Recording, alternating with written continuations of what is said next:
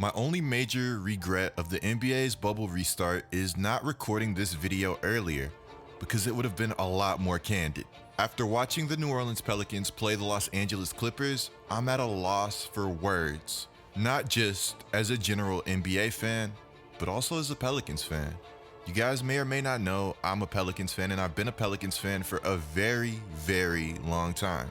Through all of the disappointments, through all of the promise, through all of the failures, I have rocked with this New Orleans team for as long as they have been in the Crescent City. When Anthony Davis left us, we were supposed to get promise. And we got that. We got promise in the biggest of ways. Anthony Davis has been doing his thing in Los Angeles, and I'm not mad at it. I'm not mad at it at all. I actually support AD and what the Lakers have been doing. They've been going hard. I think it's tough to question their effort. Now, when you watch the New Orleans Pelicans against the Los Angeles Clippers, there's one thing that stands out from a basketball standpoint. Forget the talent, forget the rosters, forget all of that. The New Orleans Pelicans are a team that sorely lacked effort against the Los Angeles Clippers. This is something that cannot happen because the Clippers are playing tune-up games. These games for the Clippers, there's no other way to say it, they don't matter as much for them. The Clippers are just getting familiar with each other. This is like scrimmage basketball for the Clippers. The Clippers not only are playing scrimmage basketball, but they're missing key players in their rotation. Yes, I know they had Kawhi. Yes, I know they had Paul George. But you have to look at who these guys were missing also. And then you have to take things back to the Pelicans, and you have to look at the effort level that the Pelicans displayed against the Clippers. It was absolutely terrible. JJ Redick displayed a look. The camera zooms in on him, and you can tell. JJ, who has this unbelievable playoff streak, is like, wow, it's finally about to be snapped. This is not what I signed up for. But hey, let's just focus on some of the restart positives for a second. For one, TJ Warren balled out.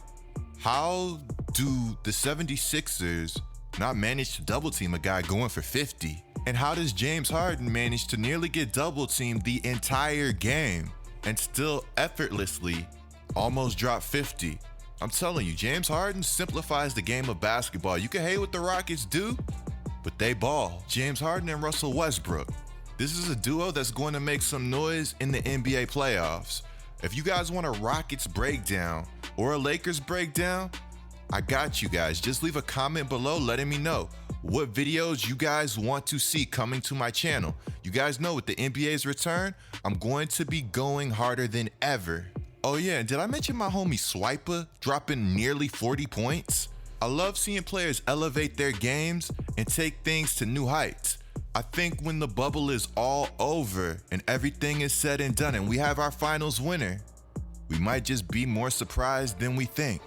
Before we go any further, be sure to subscribe and turn on notifications. You will not want to miss another GETLIKECOOP video, and that's facts. Also, be sure to follow me on Twitch, twitch.tv/GetLikeCoop. I will be streaming with my homie De'Aaron Fox very soon. Drop a comment right now letting me know whose performance in the NBA bubble restart has impressed you the most. NOLA. The New Orleans Pelicans have a very big problem on their hands, and it just might be bigger than you think. Zion Williamson, possibly the most polarizing prospect of the last decade. Scratch that. He's one of the most polarizing prospects ever. His size, his strength, his athleticism, his touch, and his explosiveness. You add that with a player that has a natural feel for the game, and you get Zion Williamson. Zion Williamson has done everything but disappoint since starting his NBA career. He's somebody that's been flat out dominant and unguardable. His rookie season is up there among the greats. Rarely has it been done what Zion is doing currently in the NBA, at least from a statistical standpoint. But you see, what Zion is doing hasn't come without a cost. When we go back to the early season Pelicans, they were bad. They were very bad. But as time progressed, they started to get better and better. We saw breakout performances from Lonzo Ball. Not only Lonzo Ball, but Brandon Ingram, who for some reason struggles to get going at times when he's in the game with Zion Williamson. It flat out sucks because Brandon Ingram is an all-world talent that has all NBA potential. And I'm not just talking about like he's going to visit the all-NBA team one time. This is somebody that can make a statement and stay on that list for the next decade. Am I too high on Brandon Ingram? Hey, maybe. But if you saw what I saw when Zion Williamson was out, you might feel the same way. This is a guy that's very young, that was pushing nearly 30 points per game. His game was evolving not only from a scoring standpoint, but from a playmaking standpoint.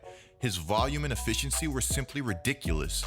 And the scary thing is that he had, or has, room to grow. The 2 months before the NBA's hiatus, the Pelicans were playing their best ball. And while Zion Williamson looked his dominant usual self, he was on a minutes restriction that had frustrated the likes of many, possibly including Zion Williamson. But he was averaging nearly 30 minutes per game when the NBA took hiatus, which to me is tough to be mad at.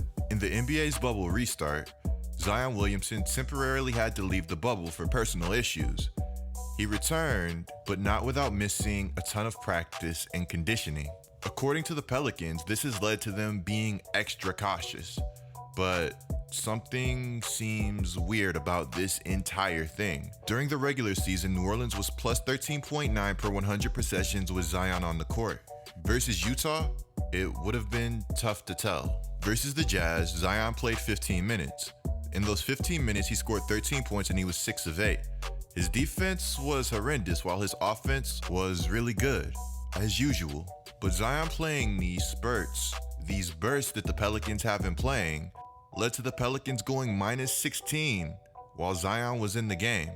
Again, while his offense was amazing, at times his effort simply wasn't there defensively.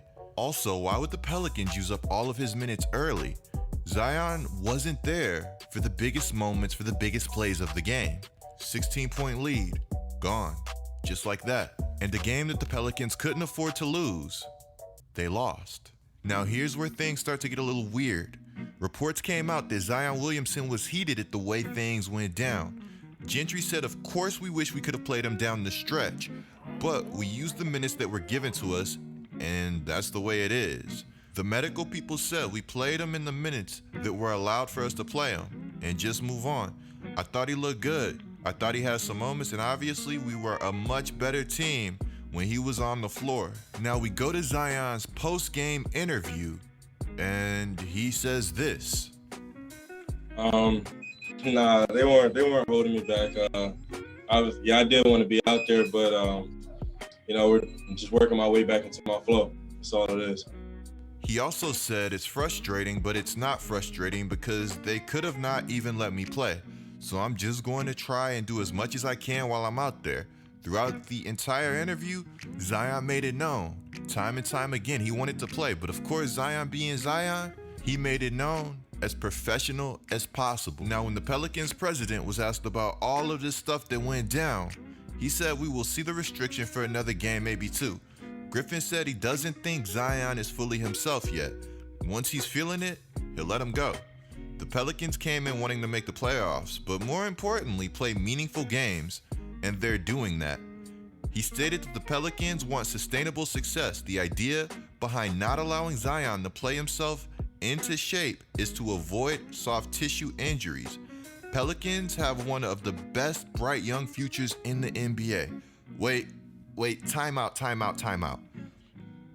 In this statement, David Griffin states, basically that the Pelicans have accomplished everything they've wanted to do. They're truly just happy to be there and playing meaningful games. Okay, I get it.